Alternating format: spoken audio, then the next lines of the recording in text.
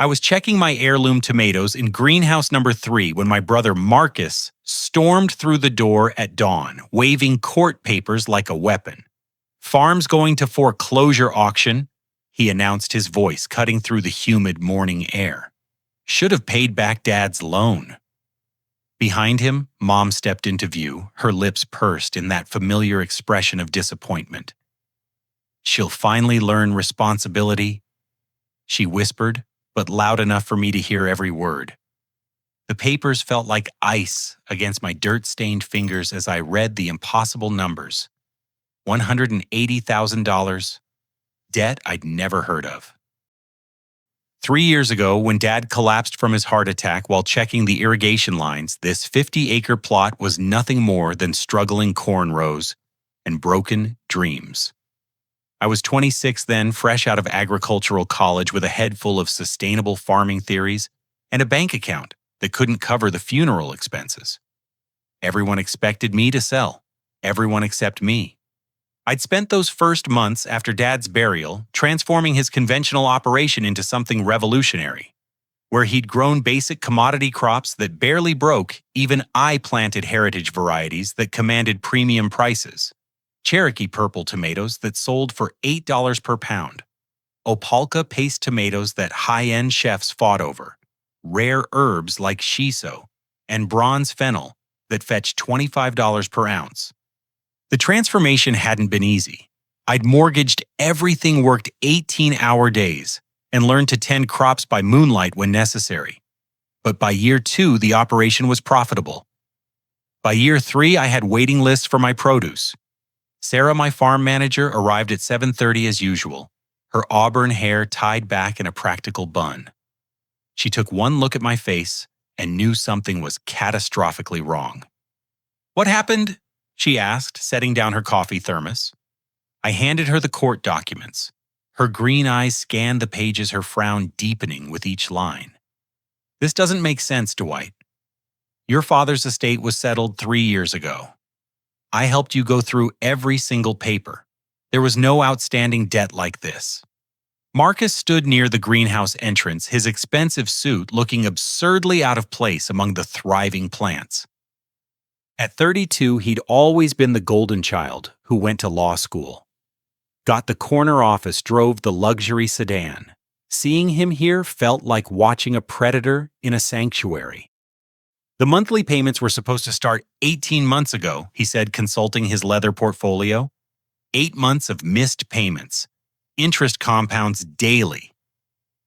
"What monthly payments?"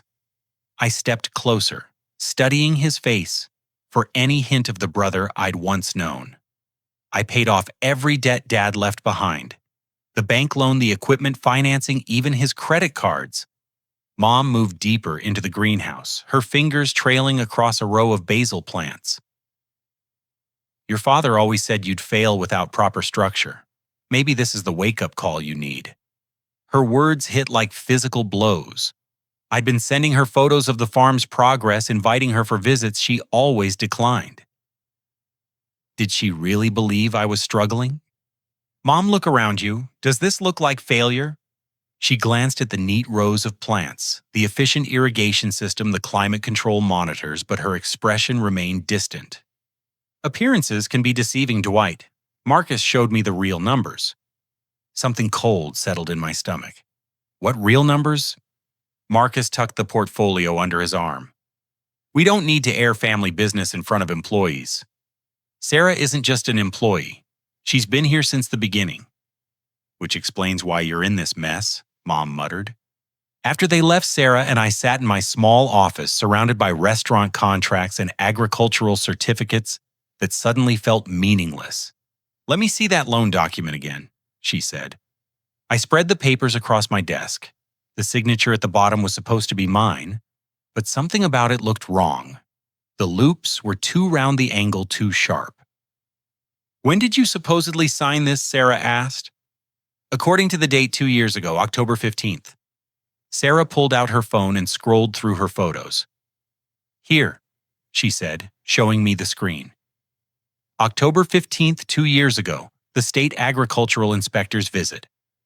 You were with him all day, then we had that celebration dinner at Romano's because we passed the organic certification. The photo showed me shaking hands with the inspector, timestamp clearly visible.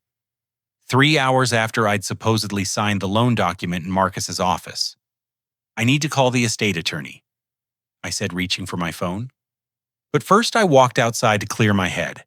Frank Martinez, my 70-year-old neighbor, was tending his own small garden plot that bordered my property. He waved me over with a concerned expression. "Saw your brother's car earlier," he said, leaning on his hoe. "Looked agitated. Everything all right?" "Warp white." "Family complications," I replied, not sure how much to share. Frank nodded knowingly. "Been watching this place transform under your care, Dwight. Your father would be proud of what you've built here." As I walked back toward the farmhouse, I found the original estate documents in Dad's old filing cabinet. I'd kept everything meticulously organized, just like Sarah taught me. Every debt was listed, every asset accounted for. The mysterious loan that Marcus claimed existed wasn't mentioned anywhere in the official probate records. My hands shook as I dialed Janet Rodriguez, the estate attorney who'd handled Dad's affairs. "Dwight, good to hear from you," she said warmly. "How's the farm business treating you?" "Janet, I need you to look at something. My brother just served me with foreclosure papers for a debt I've never seen before." The line went quiet for a moment. "That's impossible. We settled your father's estate completely. Every creditor was contacted, every debt satisfied. Can you meet me tomorrow morning? I need a legal expert to examine these documents." "Absolutely. Forward me copies tonight and I'll review them before we meet." After hanging up, I stood in the gathering dusk watching the automated sprinkler system water my crops. 3 years of backbreaking work, sleepless nights, and unwavering dedication had created something beautiful here. The idea that it could all disappear because of papers I'd never signed felt like watching a nightmare unfold in real time. Sarah joined me on the porch carrying 2 cups of the chamomile tea we grew ourselves. "Whatever this is, we'll figure it out," she said quietly. But as night fell over the farm, I couldn't shake the feeling that Marcus's visit was just the beginning of something much worse. Janet Rodriguez's law office occupied the 2nd floor of a restored Victorian building in downtown Millbrook. She'd practiced family law for 30 years, and her reputation for thoroughness was legendary. When I arrived at 8 a.m. sharp, she already had the loan documents spread across her conference table like evidence at a crime scene. "Dwight, this document has more red flags than a communist parade," she said without preamble. "The notary seal is wrong. The witness signatures are suspicious, and this interest rate violates state usury laws." Relief flooded through me. "So it's forged?" "Almost certainly. But proving it and stopping a foreclosure are 2 different challenges." She pointed to specific sections with her pen. "Your brother filed this in county court, which means we have limited time to respond. The hearing is set for next Friday." "Can we get it dismissed?" "We'll try, but courts are reluctant to halt legal proceedings without overwhelming evidence. We need more than just document irregularities." My phone buzzed with a call from Chef Bradley Patterson at Meridian, one of Manhattan's most prestigious farm-to-table restaurants. I'd been supplying them with specialty produce for 18 months. "Sorry, Janet, I need to take this." "Dwight, I'm calling with some concerning news." Chef Bradley's voice sounded tense. "I received a call yesterday from someone claiming to represent your operation. They suggested we might want to find alternative suppliers due to upcoming supply disruptions." Ice formed in my stomach. What exactly did they say? Something about financial difficulties and potential interruptions in your growing cycle. The caller said they were giving us advance warning as a professional courtesy. "Chef, I can guarantee you that call didn't come from me or anyone authorized to speak for this farm. Our operation is completely stable." "I suspected as much. Your quality and reliability have been exceptional. But I thought you should know someone's actively trying to damage your business relationships." After ending the call, I shared the conversation with Janet. Her expression grew darker. "This suggests a coordinated effort to undermine your business. That could be relevant to the foreclosure case." Driving back to the farm, I called 3 other restaurant clients. 2 had received similar warnings about supply disruptions. The third, a boutique hotel in the Catskills, had actually canceled their standing order based on concerns about my financial instability. Sarah was waiting in the equipment barn when I returned her laptop open on a workbench. "I've been doing some detective work," she said. "Remember how you mentioned Marcus has been visiting the farm when you're away? Frank mentioned seeing his car, but I thought it was just family business. I checked our security camera footage from the past 2 months. Look at this." She showed me grainy video of Marcus's silver BMW parked near our mailbox on 4 different occasions, always during mid-morning hours, when I typically made deliveries to restaurants. "What's he doing here?" I wondered aloud. "That's not the strangest part. Watch this footage from last Tuesday." The video showed Marcus talking on his phone while standing near our greenhouses, pointing at various buildings and appearing to describe the property to whoever was on the other end. "He's conducting some kind of survey," Sarah observed. "Like someone preparing for a real estate transaction."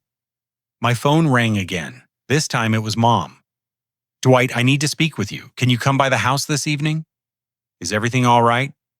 "We need to discuss this whole farm situation. There are things about your father's financial arrangements that you might not fully understand." That evening, I drove to the modest ranch house where I'd grown up. Mom had been living there alone since Dad's death, keeping everything exactly as it was when he was alive. His reading glasses still sat on the kitchen table next to his favorite coffee mug. Marcus showed me some documents last month. Mom began settling into Dad's recliner. Financial statements that painted a very different picture of your operation than what you've been telling me. "What kind of financial statements?" "Bank records showing massive withdrawals. Equipment loan applications that were denied. He said you'd been borrowing money from friends and family members just to keep the lights on." I stared at her in disbelief. "Mom, that's completely false. I can show you my actual bank statements right now." He also had photos of the farm equipment in terrible condition. Broken greenhouse panels, rusted irrigation pipes, crops that looked diseased. "When were these photos supposedly taken?" "Over the past 6 months, according to Marcus." I pulled out my phone and showed her recent photos of the greenhouses, the modern irrigation system, the healthy crops. "Mom, does this look like a failing operation to you?" She studied the images with growing confusion. "These don't match what Marcus showed me at all." "What else did he tell you?" "He said you'd been hiding your gambling debts from the family. That you'd gotten involved with some dangerous people who were pressuring you for payment." The lies were so elaborate, so convincing in their detail, that I could understand how they'd fooled someone who wanted to believe them. "Mom, I've never gambled beyond buying lottery tickets at the gas station. I can prove every dollar I've earned and every expense I've paid." Her face crumpled slightly. "He seemed so concerned about you, so worried about the family reputation." "Did he show you any police reports or arrest records?" "Yes, there was paperwork about drug possession charges. Small amounts, but enough to damage your agricultural certifications if they became public."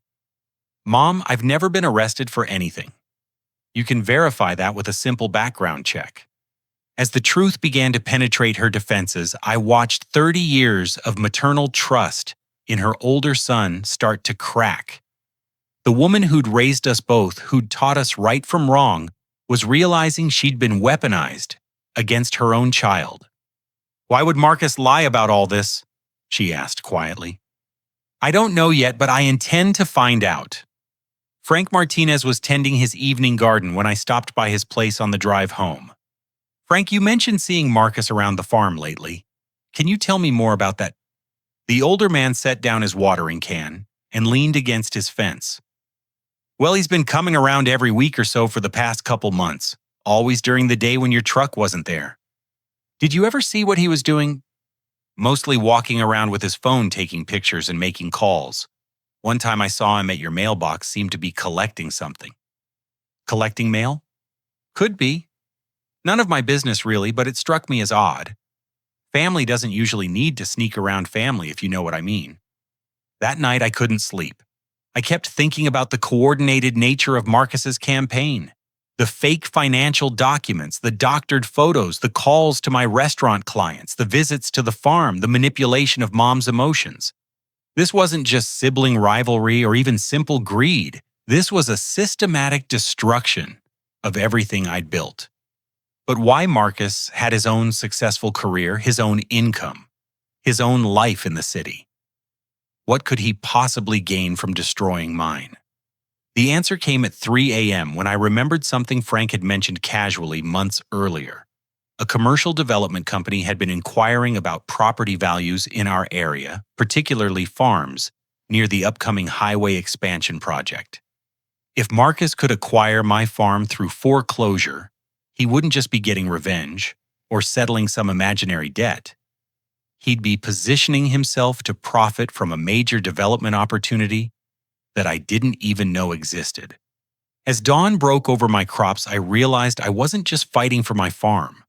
I was fighting against a calculated business strategy that had turned my own family against me. The next morning brought unexpected rain, the kind of steady downpour that soaks deep into the soil and makes everything grow. I found Mom standing at my kitchen window watching the water cascade off the greenhouse roofs. She'd arrived before sunrise using the spare key I'd given her years ago when Dad was still alive. "I couldn't sleep," she said without turning around. "Kept thinking about our conversation yesterday."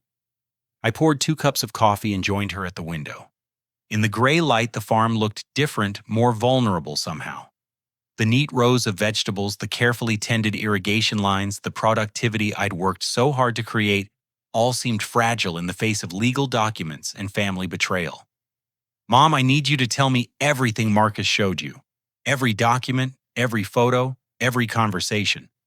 She sat down at my kitchen table, the same one where Dad used to plan his crop rotations. "It started about 3 months ago. Marcus came by for Sunday dinner, which he never does anymore since the divorce. He seemed concerned about your welfare." "What specifically did he say?" "He asked if I'd been receiving my monthly checks from the farm. Said you were supposed to be sending me $500 every month as part of some family support agreement." I nearly dropped my coffee mug. "What family support agreement?" "He said it was part of your father's will, that inheriting the farm came with an obligation to help support me financially. Dad's will left you the house free and clear, plus his life insurance and retirement accounts. There was never any provision for me to send you monthly payments." Her hands trembled slightly around her coffee cup.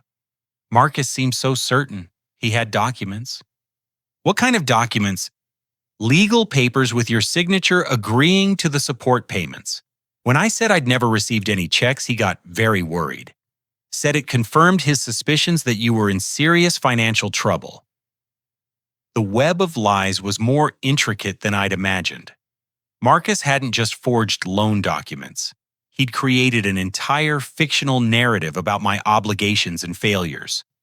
"Then he started showing me the evidence of your problems," Mom continued. "Bank statements that showed your account balance dropping to almost nothing. Photos of equipment that was falling apart." "Can you describe the photos in detail?" "Broken greenhouse panels held together with duct tape. Rusted water pipes leaking all over the ground. Plants that looked diseased and dying." She paused, studying my face. "But when I look outside right now, everything appears to be in perfect condition." "Because it is in perfect condition. Marcus either found photos of some other farm or he doctored images to make them look like mine." Mom reached into her purse and pulled out a manila folder. "He gave me copies of everything. Said I needed to understand the seriousness of the situation." I opened the folder and immediately recognized the sophisticated forgery work. The bank statements looked official, complete with my bank's logo and formatting, but the account numbers didn't match my actual accounts. The photos showed agricultural equipment that was definitely not mine, photographed in locations I'd never seen. "Did he explain how he obtained all this information?" "He said you'd made him your financial power of attorney after Dad died, so he had access to your accounts and records." "Mom, I never made Marcus my power of attorney for anything. Janet Rodriguez was the only person I authorized to handle estate matters." The color drained from her face, but he had such detailed knowledge about your business. He knew about your restaurant contracts, your organic certification, even your employee, Sarah. Anyone could learn those details from our website or social media posts.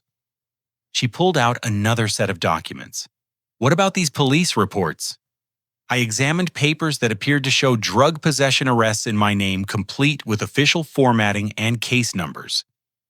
But the arrest dates corresponded to times when I could prove I was elsewhere. The first arrest is supposed to be March 15th last year. That was the day of the Sustainable Agriculture Conference in Albany. I spoke at 2 panels and had dinner with the conference organizers. Hundreds of people saw me there. And this one from August 22nd, Sarah's birthday party? We had 30 people at the farm for a barbecue that lasted until midnight. Mom stared at the documents in growing horror. If these are fake, then Marcus has been lying to me for months. Not just lying, Mom. He's been using you as part of his strategy to destroy my farm and steal my property. She stood up abruptly and walked back to the window. Why would he do such a thing? He has his own career, his own money. What could he possibly gain from hurting you? I think it's about more than just hurting me. I think he sees an opportunity to make a lot of money. I explained my theory about the highway development and commercial property speculation. As I spoke, I could see her maternal instincts warring with the evidence in front of her. He kept saying he was trying to protect the family, she murmured. That intervention was necessary before you lost everything and embarrassed us all. Did he ever suggest specific solutions? He said the kindest thing would be to help you sell the farm before you defaulted on your obligations. He offered to handle the real estate transaction personally to make sure you got fair value. The final piece of the puzzle clicked into place. Marcus wasn't just trying to force a foreclosure. He was positioning himself to control the sale and pocket the profits.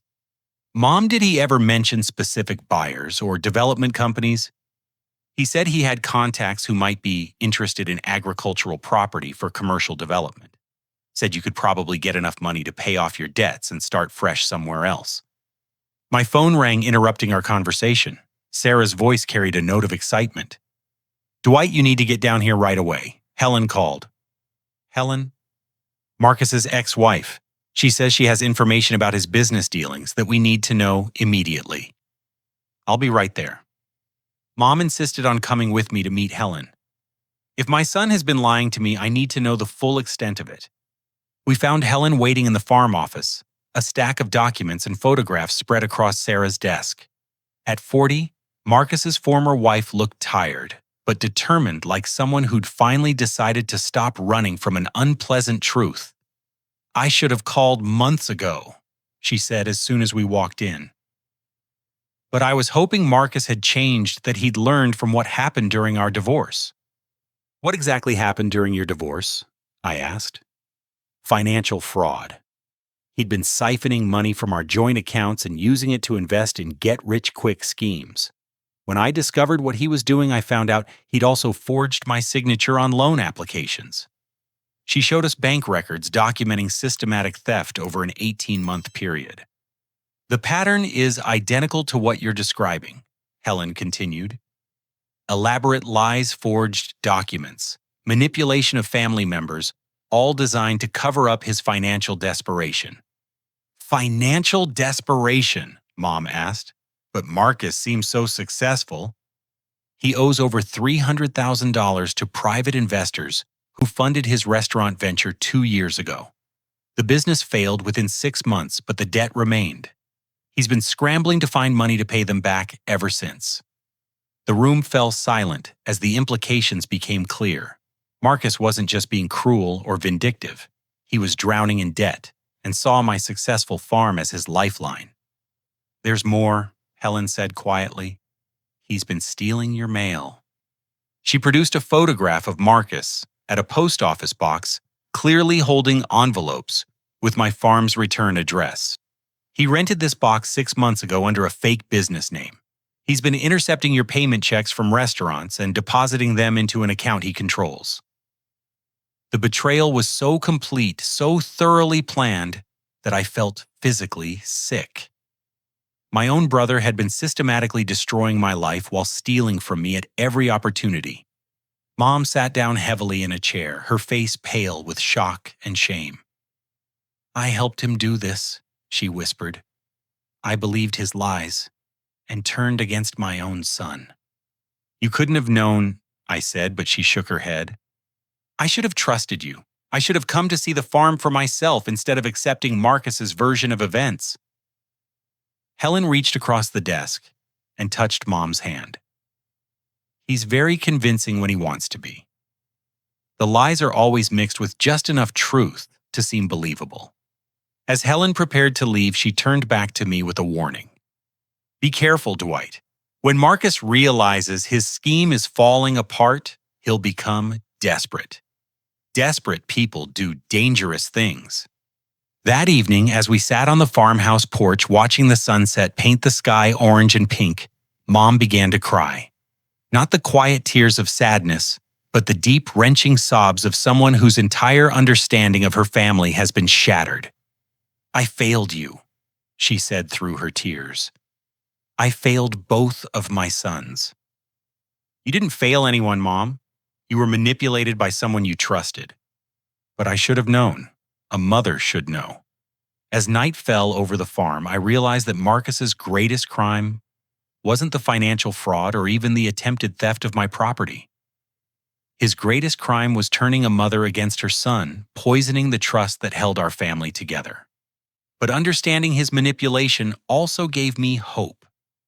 If Mom could see through his lies, if Helen was willing to testify about his history of fraud, then maybe I had enough evidence to fight back. The question was whether I could gather that evidence and present it to a court before Marcus's foreclosure proceeding destroyed everything I'd built. The county assessor arrived at exactly 9 a.m. Tuesday morning, his white pickup truck emblazoned with official government seals. Tom Williams stepped out looking like a man who'd evaluated thousands of properties and wasn't expecting to be surprised by another one. At 55, he carried himself with the confidence of someone whose job was to cut through pretense and determine actual value. "Mr. Johnson, I'm here for the mandatory property assessment in connection with the pending foreclosure action," he said, consulting his clipboard. "This shouldn't take more than an hour or two." "Take all the time you need," I replied. "I want you to see everything." Sarah joined us as we began the tour, her expertise evident as she explained our integrated growing systems. Williams initially seemed distracted checking boxes on forms and taking perfunctory measurements. But as we moved through the first greenhouse, his attention sharpened. "These are Cherokee purple tomatoes," he observed, examining the heavy purple fruits hanging from robust vines. "Heritage variety," Sarah confirmed. "We've developed our own strain that's particularly suited to our microclimate. They're selling for $8 per pound to restaurants in Manhattan." Williams stopped writing and looked up sharply. $8 per pound for tomatoes. "For these tomatoes," I corrected, "they're not commodity produce. Each plant is individually tended, hand-pollinated when necessary, and harvested at peak ripeness." We moved to the herbs section where rows of unusual plants filled the air with complex fragrances. Williams ran his fingers through the shiso leaves, inhaling the unique cinnamon mint scent. "Japanese herb," Sarah explained. $25 per ounce to high-end sushi restaurants. We're one of only 3 farms on the East Coast that grows it successfully. $25 per ounce. The chef at Nobu specifically requests our shiso for their signature dishes. We can't keep up with demand. Williams's attitude transformed as we continued the tour.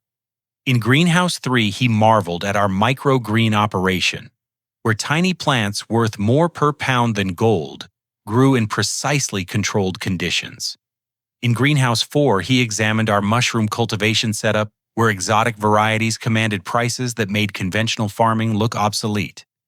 "This is agricultural innovation at its finest," he murmured, photographing our automated irrigation system. "How long have you been operating at this level?" 2.5 years, I answered. "We started the conversion immediately after my father passed away." "And your annual revenue?" Sarah pulled out her laptop and showed him our sales summaries. Last year, we grossed $412,000. This year, we're on track to hit $480,000. Williams whistled softly. From 50 acres, intensive cultivation of high-value crops. I explained. We make more money from one greenhouse than Dad used to make from 10 acres of corn. As we walked through the equipment barn, Williams examined our tractors, tillers, and specialized processing equipment. Everything was well-maintained, modern, and clearly expensive. The bank statements I reviewed suggested this was a struggling operation, he said carefully. What bank statements? Sarah and I asked simultaneously. Williams consulted his paperwork. Financial documents provided by the petitioner showing irregular income and mounting debts. Can I see those documents? I asked. He showed me copies of the same fabricated bank statements Marcus had shown Mom, along with equipment loan applications I'd never submitted. Mr. Williams, these aren't my actual financial records. I've never applied for equipment loans because I paid cash for everything you've seen. I pulled out my phone and showed him photos of the purchase receipts, the bank transfers, the actual financial statements from my real accounts. This greenhouse setup cost $60,000, I said, pointing to an invoice. I paid for it in full from farm revenues. Same with the irrigation system, the climate controls all of it. Williams studied the genuine documents with growing concern. These numbers don't match the foreclosure filing at all. Because the foreclosure filing is based on fraudulent information. We concluded the tour in my office where walls displayed framed letters from restaurant clients, organic certification documents, and awards from agricultural organizations. Williams read several testimonials aloud. Chef Bradley Patterson from Meridian writes, Dwight's produce has elevated our menu to new heights. His consistency and quality are unmatched in the industry. We supply 12 Michelin-starred restaurants, Sarah added. They depend on us for ingredients they can't get anywhere else. Williams pulled out his phone and made a call to his supervisor. Sir, I'm at the Johnson Farm property. This isn't a struggling operation. He's supplying high-end organic produce to every Michelin-starred restaurant in the tri-state area. His contracts are worth nearly $500,000 annually. He paused, listening to the response. Who told you this was a failing farm? I couldn't hear the other side of the conversation, but Williams' expression grew increasingly troubled. I understand, sir, but the documentation I was provided doesn't match the reality on the ground. This is one of the most sophisticated agricultural operations I've ever assessed. After ending the call, Williams turned to face us directly. I need to ask you some pointed questions. Have you been receiving payments from your restaurant clients? That's actually part of the problem, I said. Several payments seem to have gone missing recently.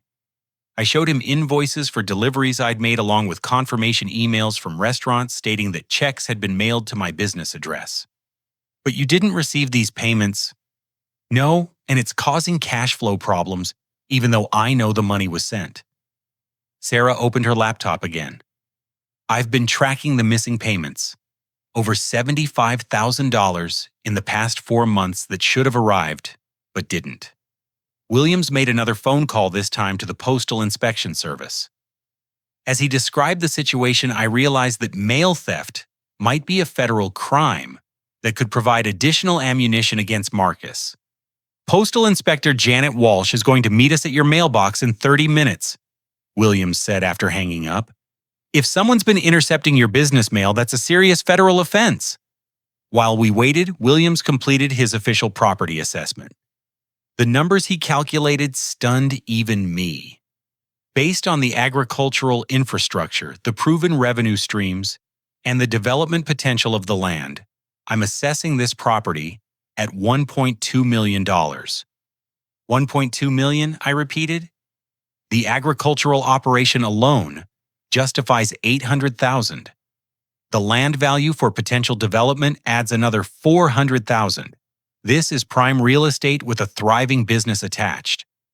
Postal Inspector Walsh arrived precisely on schedule, a no-nonsense woman in her 40s who treated mail theft cases like personal affronts. After examining our documentation And hearing about the missing payments, she made several phone calls to coordinate with federal financial crimes investigators. "We'll need to set up surveillance on your mailbox," she explained. "If someone's systematically intercepting business correspondence, we'll catch them in the act." "How long will that take?" I asked. "We can have equipment in place by tomorrow morning." As the various officials prepared to leave, Williams pulled me aside for a private conversation. "Dwight, I've been doing property assessments for 20 years. I've seen every kind of fraud and deception imaginable. But this case is different." "How so?" "The documents I was provided painted a picture of imminent agricultural failure.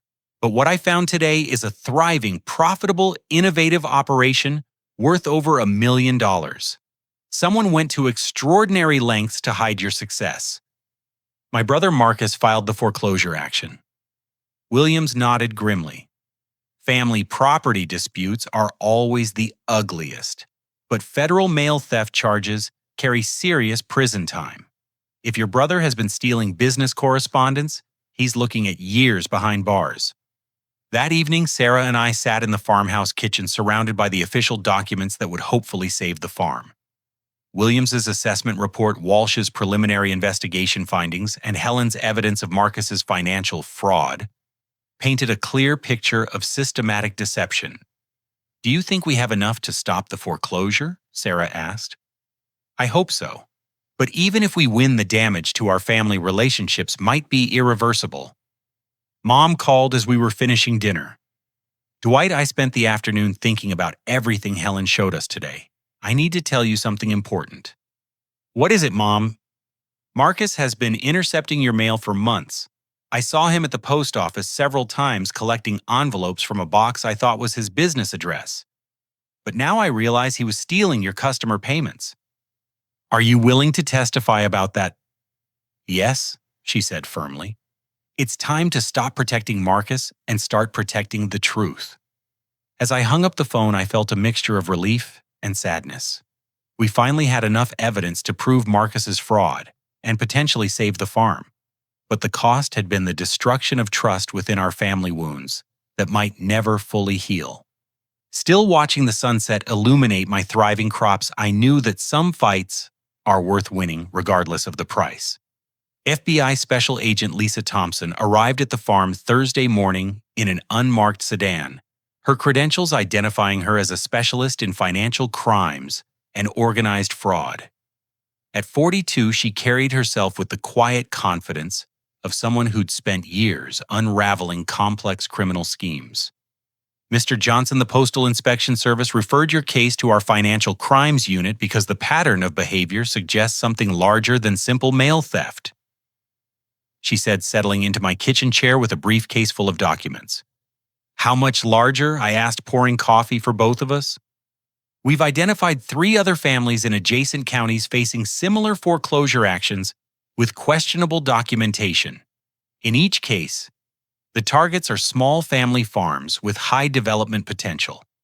Sarah joined us, bringing her laptop and a folder of evidence we'd compiled. All 4 properties are located near the proposed Route 27 extension. Agent Thompson continued, spreading a map across the table. "Commercial developers have been quietly buying land in anticipation of the highway project." The pattern was more sinister than I'd imagined. Marcus wasn't just stealing from me. He was part of a systematic effort to fraudulently acquire valuable agricultural properties. "Who else is involved?" Sarah asked. "We're still building the full picture, but we've identified key players." Thompson pulled out surveillance photographs. "Your brother Marcus, obviously. David Patterson, a county planning official, who's been providing inside information about property assessments, and Jake Morrison, who owns Sterling Valley Development."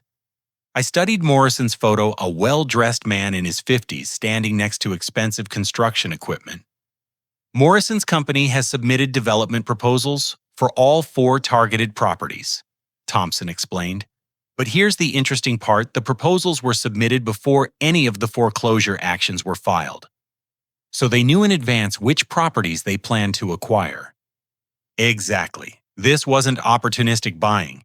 It was a coordinated scheme to manufacture foreclosure opportunities. Agent Thompson opened her briefcase and pulled out more documents. Patterson's role was to manipulate initial property assessments to hide the true values until after foreclosure sales. Williams, your assessor, refused to cooperate with the scheme, which is why your property assessment revealed the actual value. How did they recruit Marcus? I asked. Financial desperation, most likely. We know he owes substantial money to private investors. Morrison probably offered him a percentage of the development profits in exchange for targeting your farm. Sarah leaned forward intently. What kind of profits are we talking about?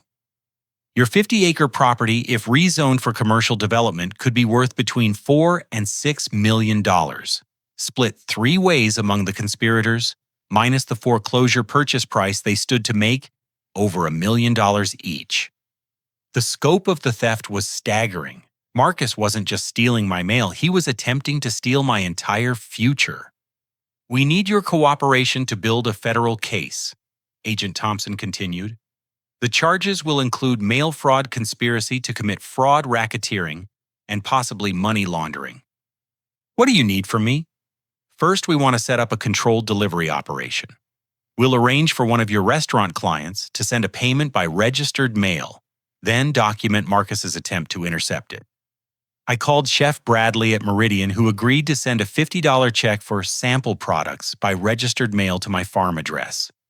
Second, we need you to wear a recording device during any future conversations with Marcus or your mother.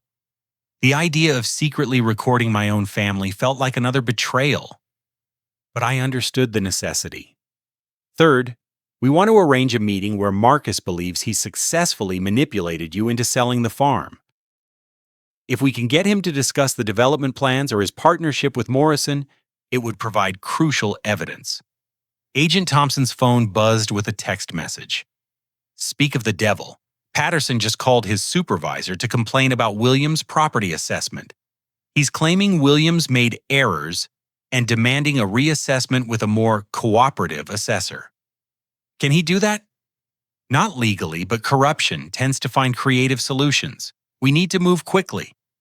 That afternoon, Agent Thompson set up a meeting with Williams to coordinate the federal investigation with county authorities.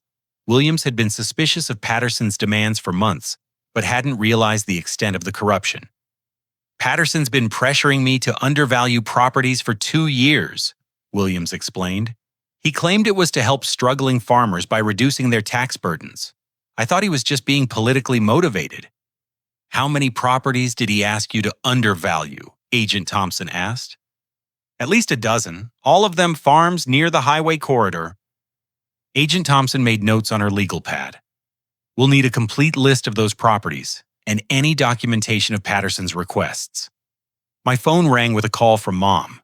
Her voice sounded shaky and frightened. Dwight Marcus is here at the house. He's very agitated about something. He keeps asking about what you discussed with the county assessor. What are you telling him?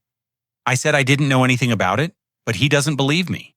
He's demanding to see any paperwork you might have left here. Agent Thompson gestured for me to keep Mom talking while she organized a response team. Mom, is he acting threatening in any way? Not directly, but he seems desperate. He keeps saying that family loyalty requires protecting each other from outside interference. Stay calm and don't give him any information. We're on our way. Agent Thompson contacted local law enforcement while Sarah and I rushed to Mom's house. We arrived to find Marcus pacing in the living room like a caged animal, his usually perfect appearance disheveled and wild. Finally, he said when I walked in, we need to talk about this whole misunderstanding with the farm. What misunderstanding? The county sent some incompetent assessor who clearly doesn't understand agricultural properties. I've arranged for a second assessment that will give you a more reasonable valuation. I sat down across from him, acutely aware of the recording device Agent Thompson had given me. Marcus, why is the property value so important to you? Because I'm trying to help you get out of this mess with minimal damage. If the assessment is too high, the foreclosure sale will attract attention from commercial developers who'll try to lowball you. And if it's low, then we can arrange a quiet sale to buyers I trust, People who understand the agricultural potential and won't try to exploit your financial difficulties. The lies flowed so smoothly that I could understand how he'd fooled Mom and others for so long. These buyers you trust, are they local farmers? Marcus hesitated slightly. They're investors with agricultural experience. The important thing is that they're fair and reliable. Like Morrison's development company. The color drained from Marcus's face. How do you know about Morrison? The same way I know about Patterson, the forged loan documents, the stolen mail, and the 3 other families you've been targeting. Marcus stood up abruptly and moved toward the door. I don't know what you think you've discovered, but you're making a serious mistake. The only mistake was trusting my own brother. You always were too naive for your own good, Marcus snarled, his mask finally slipping completely. Did you really think you deserved to inherit Dad's farm while I got nothing? Did you think it was fair that you got to play in the dirt while I worked 60-hour weeks to pay for law school? The years of resentment poured out in a torrent of bitterness and entitlement. I've been cleaning up your messes your entire life, Dwight. This is just one more. What messes? The failed crops, the equipment breakdowns, the mounting debts that Dad was too proud to admit. He was going to lose the farm anyway before he died. I'm just finishing what he started. That's not true, Marcus. Isn't it? How do you think Dad really died, working himself to death trying to save a hopeless operation? But you were too busy with your college theories to see the reality. Mom stepped between us, her voice strong despite her tears. That's enough, Marcus. Your father died because of his heart condition, not because of farm problems. And Dwight has built something beautiful from what was left. Stay out of this, Mom. You don't understand the financial realities. I understand that you've been lying to me for months. I understand that you've been stealing from your own brother. And I understand that you've lost your way completely. Marcus looked at both of us with contempt before walking toward the door. You'll regret this decision when you're both living in poverty. Some people are too stupid to accept help when it's offered. As his car pulled out of the driveway, Agent Thompson emerged from her surveillance position. We got everything, she said. His admission of involvement with Morrison, his acknowledgement of the systematic targeting of farms, and his threats against both of you. What happens now? Mom asked. Now we arrest the entire conspiracy and recover the stolen money. But as we drove back to the farm, I couldn't shake Marcus's words about Dad's financial struggles. Had I been blind to problems that Marcus understood better? Was the farm really in trouble when I inherited it? Agent Thompson seemed to read my thoughts. Don't let his manipulation get into your head. Financial records from your father's estate show the farm was modestly profitable when you took over. Marcus was trying to rewrite history to justify his crimes. How can you be sure? Because we've seen this pattern before. Fraudsters always try to convince their victims that they're actually helping them. It's part of the psychological manipulation.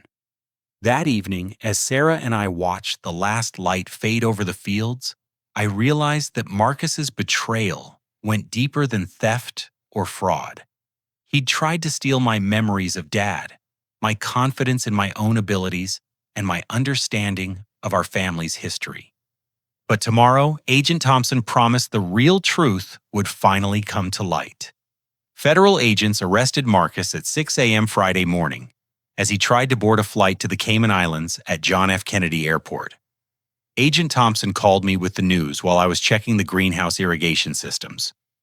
He had $200,000 in cash, fake identification documents, and a one-way ticket, she reported. When suspects start running, it usually means they know the walls are closing in. The arrest made the morning news by 8 a.m. along with raids on Patterson's county office and Morrison's development headquarters. Sarah and I watched the coverage from the farm office, seeing Marcus in handcuffs being led through the airport in footage that would haunt me for years to come. Federal authorities have arrested 3 men in connection with an alleged conspiracy to fraudulently acquire valuable agricultural properties through fake foreclosure proceedings. The news anchor reported. The scheme allegedly targeted family farms near the proposed Route 27 highway extension. My phone rang constantly as reporters, legal officials, and concerned friends called for information. But the call that mattered most came from Janet Rodriguez. Dwight, the county court, has agreed to an emergency hearing this afternoon to dismiss the foreclosure action. With federal fraud charges filed, the judge wants to clear the civil matter off his docket immediately. So it's over? The foreclosure threat is over. The federal criminal case is just beginning. At 10 a.m., Agent Thompson arrived with a team of financial forensic specialists to examine the evidence we'd uncovered. They set up a command post in my kitchen, spreading documents across every available surface. "We've been building this case for 8 months, Agent Thompson explained. Your situation provided the final pieces we needed to make arrests." 8 months. How long has this been going on? The conspiracy started 2 years ago when Morrison first learned about the highway extension plans. He recruited Patterson to identify target properties and Marcus to handle the legal manipulation. Agent Thompson showed me files on the other affected families, the Harrison farm in Millfield, the Cooper property in Riverside, and the Washington family operation in Pine Valley. "The Harrisons lost their farm 6 months ago," she continued. "They're elderly and didn't have the resources to fight the foreclosure. Morrison's company bought their property for $60,000 and immediately resold it to a commercial developer for $450,000. The scope of the theft was staggering. These weren't just financial crimes. They were the destruction of generational family legacies. What about the other families? The Coopers are in court fighting their foreclosure right now. The Washingtons received papers last month, all based on the same pattern of forged documents and fabricated debts. Sarah pulled up her laptop to show Agent Thompson something she'd discovered. "I've been researching Sterling Valley Development's financing. They're backed by a consortium of overseas investors who don't care about local impact as long as they see returns." "That's consistent with what we've found," Agent Thompson agreed. "This isn't just small-time fraud. The development projects could be worth $50 to $70 million once the highway construction begins." At noon, federal prosecutors filed a 47-count indictment against Marcus Patterson and Morrison. The charges included mail fraud, wire fraud, conspiracy to commit fraud, racketeering, and money laundering. Each count carried potential sentences of 5 to 20 years in federal prison. Marcus is looking at the heaviest sentence because he was the primary architect of the legal manipulation, Agent Thompson explained. Patterson and Morrison were collaborators, but Marcus created the fraudulent documents and filed lodging the false legal proceedings. The afternoon court hearing lasted less than 30 minutes.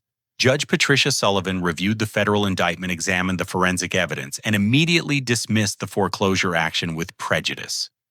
"Mr. Johnson, I apologize that our court system was used as a weapon against you," Judge Sullivan said from the bench. "The fraudulent nature of these proceedings is appalling.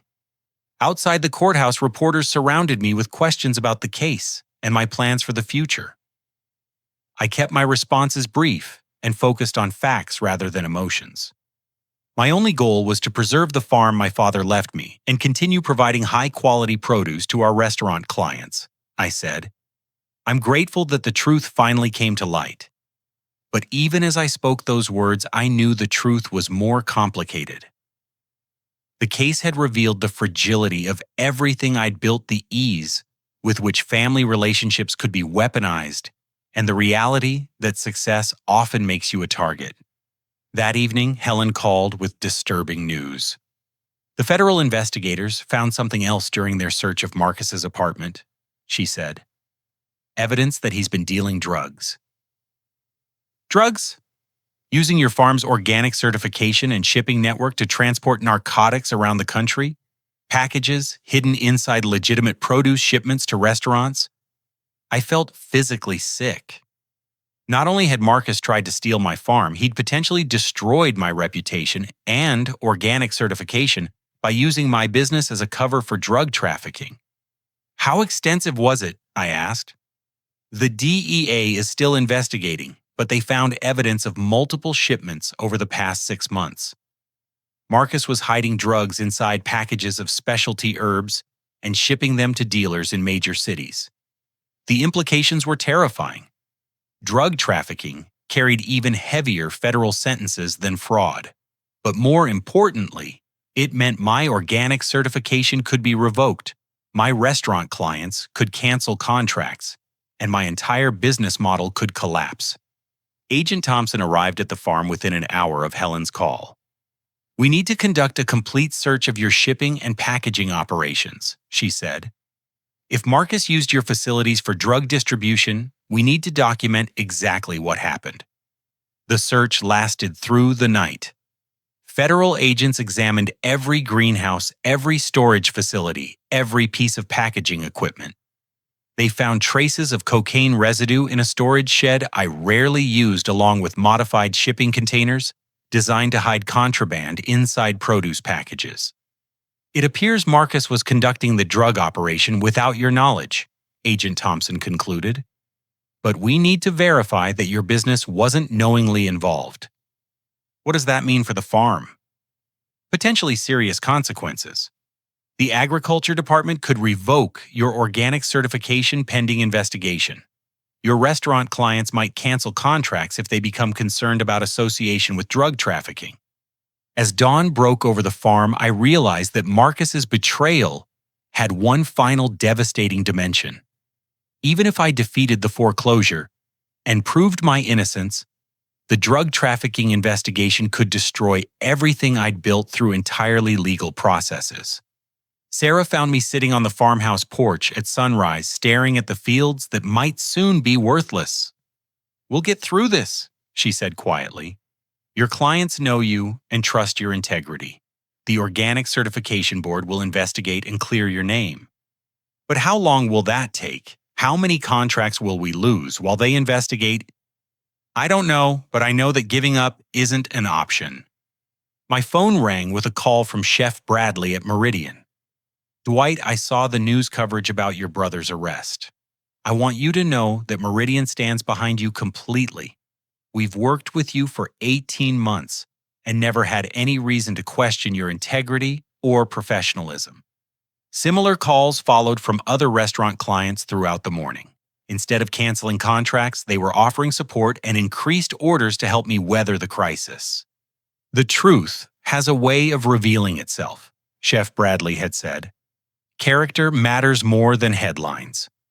By afternoon, I realized that Marcus's greatest crime wasn't the financial fraud or even the drug trafficking. His greatest crime was underestimating the relationships I'd built through years of honest work and reliable service. Those relationships I was beginning to understand would be my salvation. 6 months later, I stood in the federal courthouse in Albany, watching Marcus receive his sentence, 15 years in federal prison without possibility of parole, for 10 years. Judge Harrison's words echoed through the courtroom as he delivered the maximum penalty allowed under sentencing guidelines. "Mr. Marcus Johnson, your crimes represent a particularly heinous form of betrayal," the judge said. "You didn't just defraud strangers. You systematically destroyed the trust within your own family while stealing from your brother and manipulating your mother. The court finds no mitigating circumstances that would justify leniency." Patterson received 8 years for his role in the conspiracy, while Morrison got 12 years, plus forfeiture of all Sterling Valley development assets. The civil restitution orders required them to pay $4.2 million to affected families, effectively bankrupting all 3 conspirators. Mom sat beside me in the courtroom, her hand gripping mine, as her older son was led away in shackles. She'd aged years in the past months, the weight of Marcus's betrayal etching new lines around her eyes. But she'd also found a strength I'd never seen before, testifying clearly and completely about his manipulation and lies.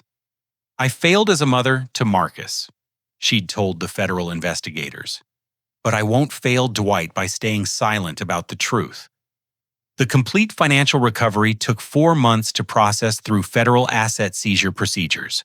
I eventually received $180,000 in stolen payments plus $95,000 in damages and legal fees. But the real vindication came from the agricultural community's response to the case.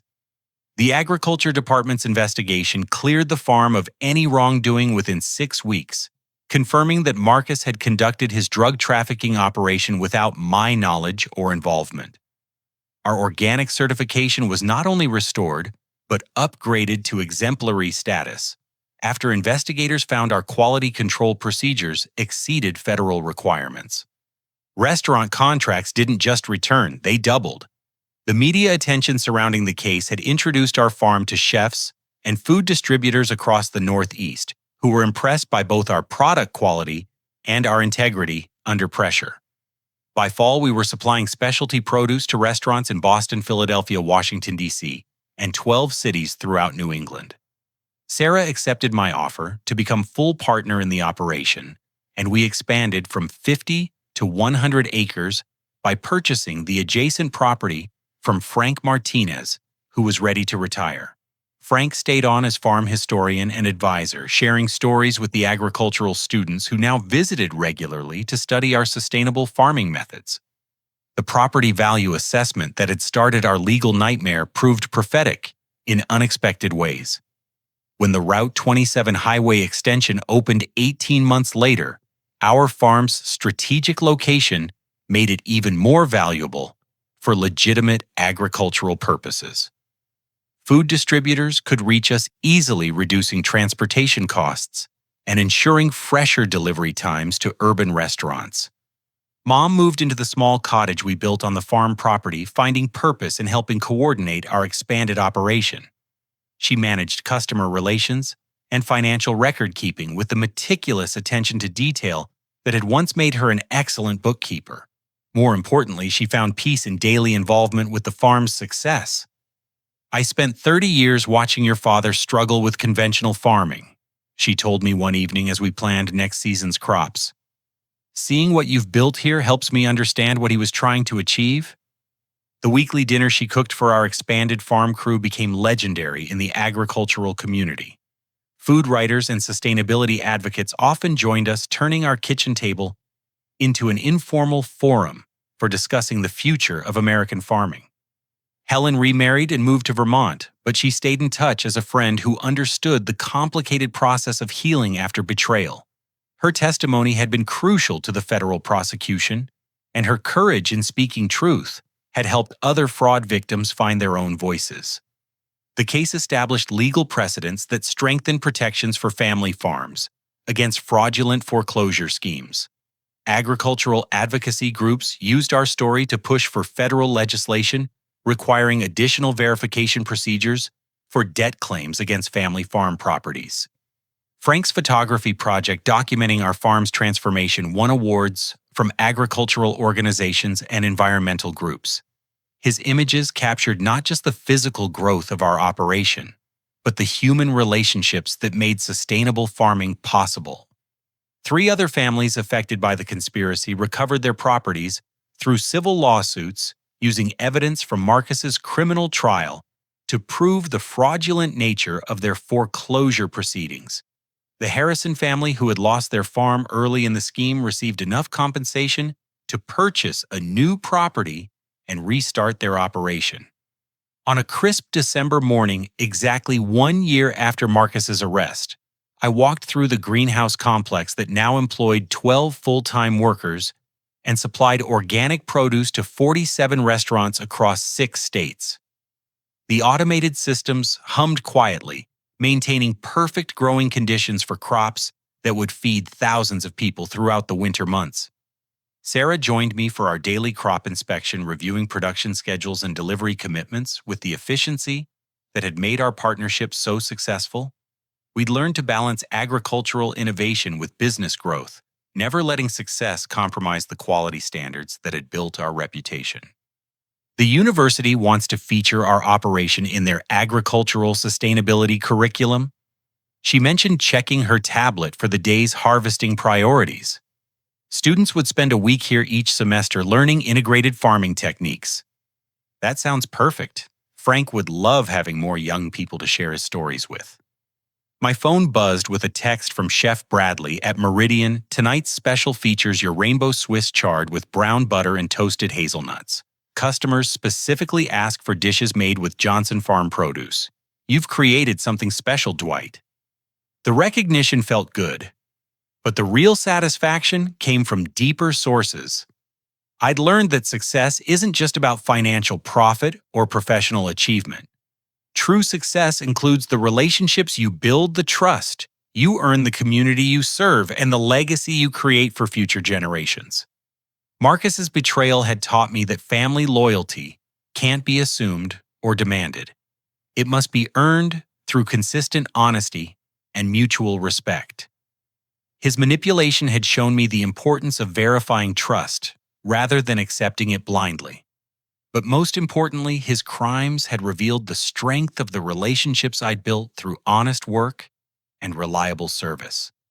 As evening approached, I stood on the farmhouse porch where this whole ordeal had begun, watching the sunset paint the sky in shades of orange and purple. Mom emerged from the cottage with a pot of soup made from vegetables. We'd grown ourselves preparing for another family dinner with our extended farm community. The land that Marcus had tried to steal through fraud and manipulation had become more valuable than he'd ever imagined, not because of commercial development potential, but because of the sustainable agricultural enterprise we'd built here. The relationships he'd tried to destroy through lies and betrayal had grown stronger through shared struggle and mutual support. Sometimes the greatest victories come not from defeating your enemies, but from refusing to let their hatred diminish your capacity for trust growth and generous community building. The farm would continue growing, the family relationships would keep healing, and the example we'd set would inspire other agricultural entrepreneurs to pursue their own dreams of sustainable success. That, I realized, was the kind of legacy worth fighting for. The most important lesson I'd learned was simple but profound: integrity isn't just about doing the right thing when people are watching. It's about building systems and relationships that can withstand the worst kinds of pressure and betrayal, emerging stronger and more purposeful than before. As we gathered around the dinner table that night, sharing food we'd grown and stories we'd lived, I understood that Marcus had ultimately failed in his deepest intention. He'd tried to prove that success was fragile, that family bonds were weak, and that honest work was foolish in a world where manipulation seemed more profitable. Instead, he'd proven exactly the opposite. The farm thrived because it was built on sustainable practices rather than quick profits. The family relationships grew stronger because they were rebuilt on truth rather than comfortable lies. And the business succeeded because it served real needs with authentic quality rather than relying on clever marketing or financial manipulation. That's what I want to leave you thinking about. Have you ever faced a situation where someone's betrayal actually revealed hidden strengths you didn't know you possessed? How did you rebuild trust after experiencing deep deception from someone close to you? Share your own stories of overcoming family or business betrayal in the comments below. And don't forget to like this video if it resonated with your own experiences. Subscribe to hear more stories about perseverance, justice, and the triumph of truth over manipulation, and share this with anyone who might be struggling with their own family or business challenges. Thank you for listening to my story, and I hope it reminds you that authentic success built on honest foundations will always outlast schemes built on lies and betrayal.